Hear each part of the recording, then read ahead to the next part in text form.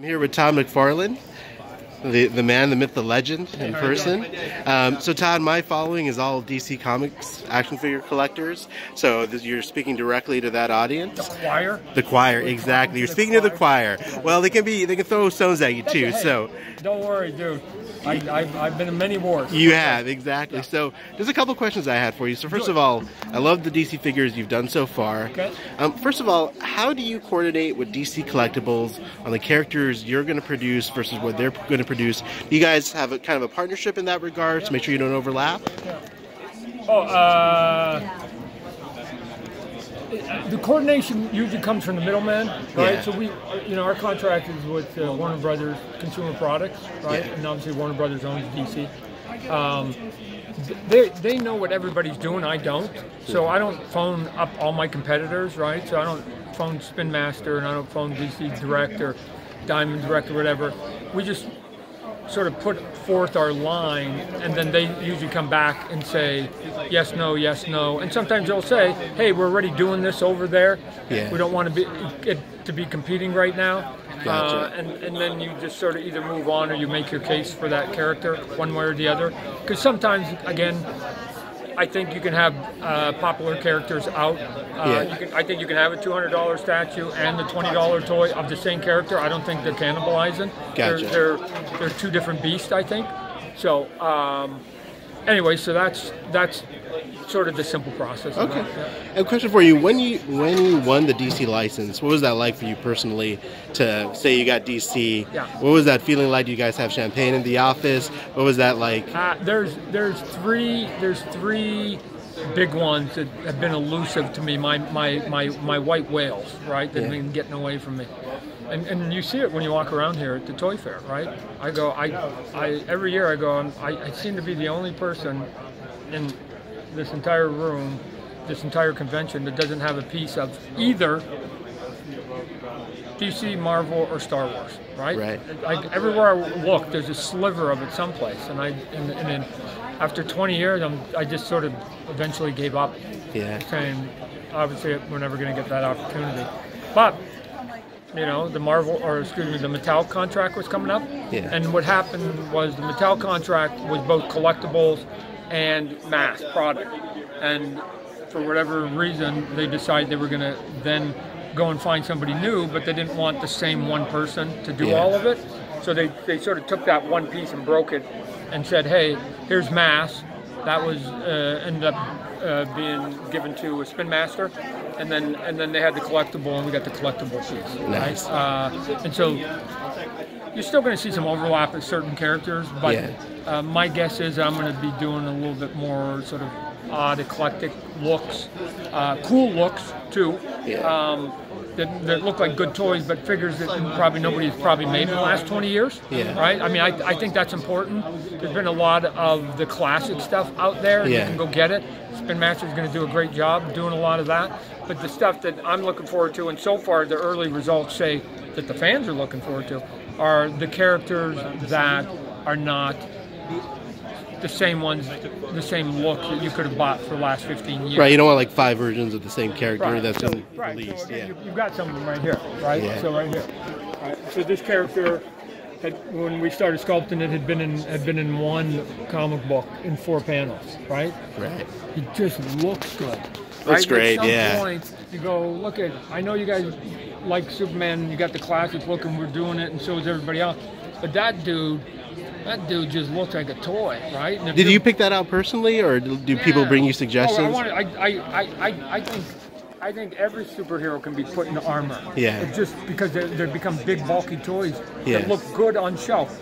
Never underestimate your 10-year-old brain, right? Yeah. All you have to do is just say, what would I have liked at 10 years old?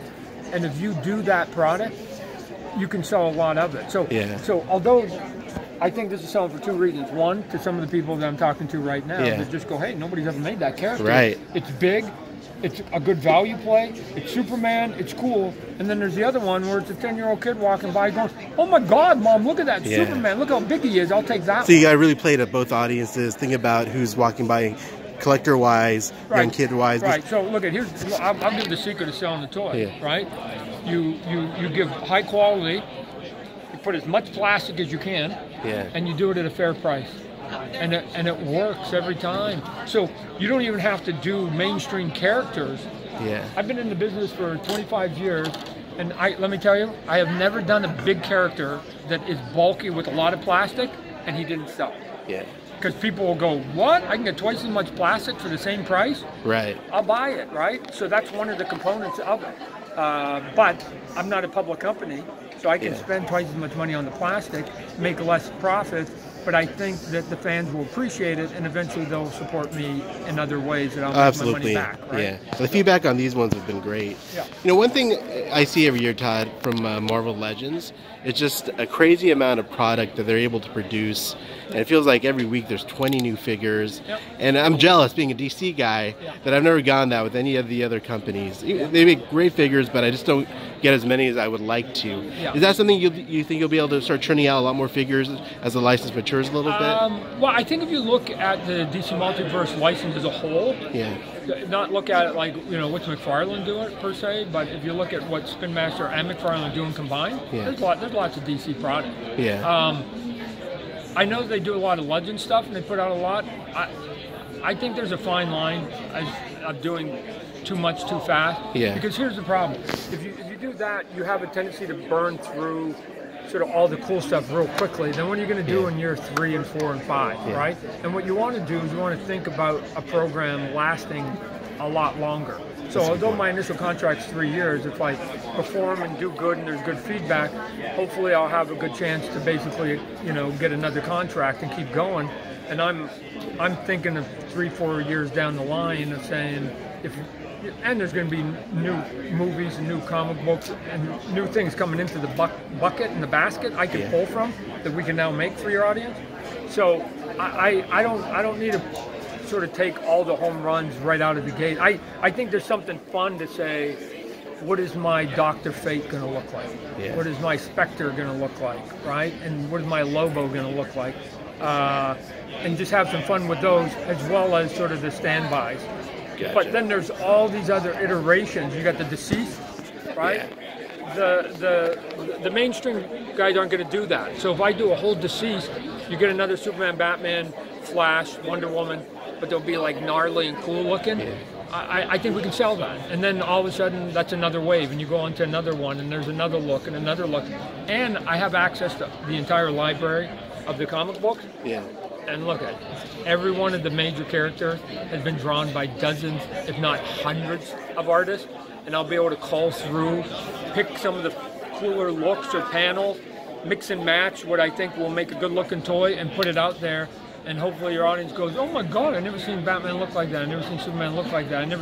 Or I just find that obscure stuff so that you can take stuff that's not overly popular, but it just looks good in plastic. I never thought we'd get a Hellbat figure. Like, that was such a great decision to make this. You know? Like I said, every superhero in armor will look good. Why? Because people like Iron Man, and more importantly, people like Transformers, and people like robots. Here, kids like robots, collectors like robots, and they like high-tech stuff, right? I mean, look at half the video game stuff that I've got there. It's all tech stuff, right? Yeah. You can do superhero tech.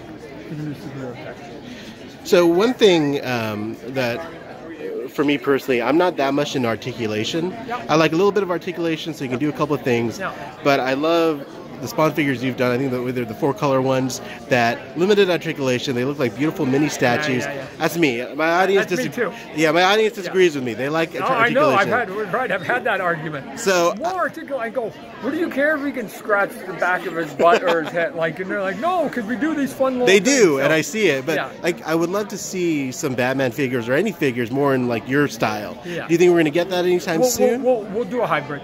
Okay. There will be a hybrid of, if you want something that's a little more arty, if you will, then there will be some items to the left, and then if you want sort of the full-on articulation, there will be off to the right. So we'll as we continue to expand and we get our success and we sort of get our feet on the ground, we get the data back. And right now, the early data is saying that the audience wants the characters and the detail of stuff they haven't seen before. So the stuff like these two right now are sellouts. Yeah. Right. Literally, I can't make them fast enough. The Batman Who Laughs, gone. Right. Yeah. Even the Bill and the original one was the first one came out was a build a vehicle. Yeah. And instead of having to buy 6, which to me is a lot of money, it's 3, and then all of a sudden you're done. We're going to do a build a fig later in the year. That one's only going to be 4. You only have to buy 4, nice. Not 6. And then you'll get a big bulky figure, because I think you should give as much plastic as possible. Absolutely. So we'll attempt it all. We'll attempt it all, and then what will happen is, obviously, the people that are out there, the consumer, the fans, they'll buy it. We'll get the data, and then the stores will say more of this, less of that. Okay. Yep. One question right now with your branding with DC. Everything's been under the DC Multiverse packaging and branding. Are you planning on doing like Wonder Woman specific branding, Batman specific branding, or do you think it's all going to stay under DC Multiverse? There probably, there'll be themes. There'll be specific themes under the Multiverse logo. Okay. Right. So it could be a line of Batman movie toys, or a line of Wonder Woman movie toys, or a line of Flash TV show toys. I'm making it up. Sure. Right? I'm not saying I'm not holding any of that stuff. Making it up. But it still will all be under the Multiverse banner. Right? Okay. So it'd be sort of like a headline and a subline. Yeah. If you will. Okay. So there's a lot of great DC TV shows like Titans, Swamp Thing, the CW shows. Are you planning on making figures from those lines? Have you started to look at those? Yeah, I've looked at all of them, right? And so now the question is, where do I think the demand is, right? So we'll see. Strangely, the stuff from TV shows that's super realistic, sometimes, at least from what I've been told over the years, doesn't sell quite as much as like when you're just doing generic stuff. Right. Looks good. It looks good, right?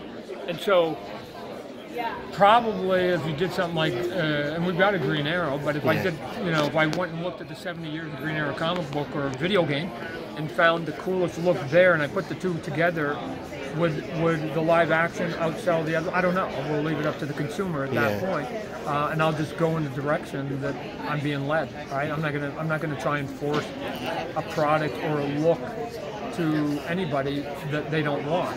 I'm just going to put as many opportunities and options out there, and then the people will buy what they like, and I'll know what those ones are, and then we'll walk away from the other one. There's a specific comic by Michael Turner and Talent Caldwell. It was a Superman Godfall. Oh yeah. All right, right there. It's very niche. I would love to see figures from that. No, but if it looks like a toy, it's not niche then.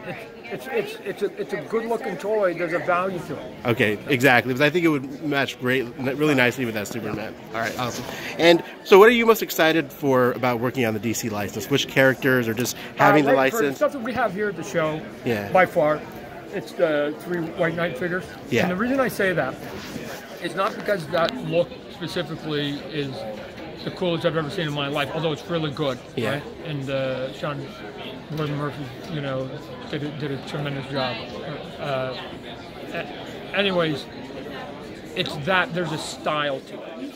And what I want to know is, will people buy a style? Yeah. And if they'll buy a style, then there's 70 years of hundreds of styles that have been in the comic books, including some of the stuff I did for them, that you can just pull from, and not necessarily make a direct import from it, but start doing a bit of a hybrid of going, oh my God, they like that and they like that. Because then what it allows me to do is, like if you look at the White Knight Batman, he looks different than a classic Batman. Right. And so if you have a Batman collection, you've got lots of classic, then you can add this one to it, and it becomes a different Batman, and your Batman collection is still expanded. You can buy this Superman, and your Superman collection is going to expand because it's still Superman. And so to me, I'm looking for sort of those expansions for people who might already have a lot of the classic. Not that we're afraid to do the classic, but again, as you're saying, in coordinating, Spin Master, I assume, is going to be doing a lot of that anyways and doing a great job. I can be a little more eclectic with it. Awesome. Well, Todd, those are all my questions. I know you got a busy day. Okay. Thank you so much, and thank you for being so accessible to the fans, and congratulations on all your success. Appreciate all the support from all the fans. Great. Let us know your thoughts, and we'll... Oh, they will. Thanks, Todd.